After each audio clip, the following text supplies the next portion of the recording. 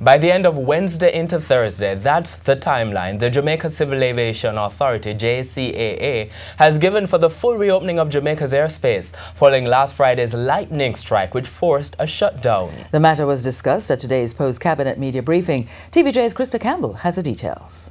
It's the first specific timeline provided on when normal operations will fully resume at the island's two international airports since a lightning strike on Friday caused a shutdown of the country's airspace.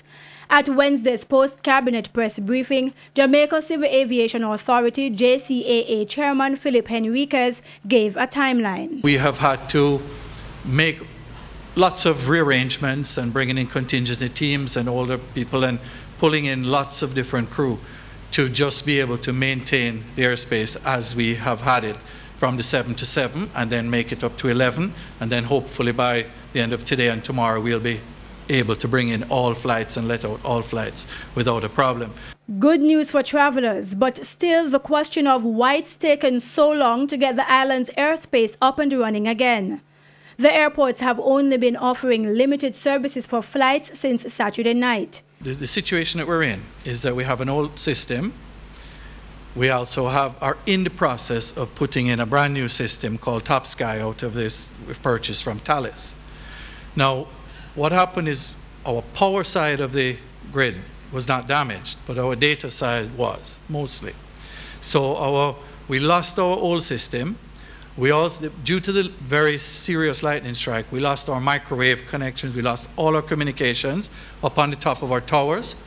He pointed out that the two systems were deliberately placed in separate buildings. Now, one of the older system works obviously with older technology.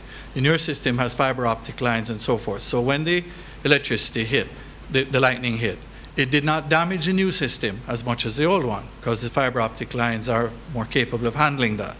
And as such, we were able to get back the Top Sky system very quickly. The older system we still are getting parts for as quick as possible. But as he explains it, a part of the delay is that the JCAA was in the middle of transitioning from the older to a newer system, and all the air traffic controllers have not been fully trained in using the new system. Added to that, riggers have to climb onto flight towers to manually fix the communication systems which were hit during the lightning strike, and they had to wait until the heavy rain subsided Saturday night. As for questions about whether the manual backup systems could have resulted in restoring partial service sooner. In our business, safety is paramount. When you have no communications, manual can't help.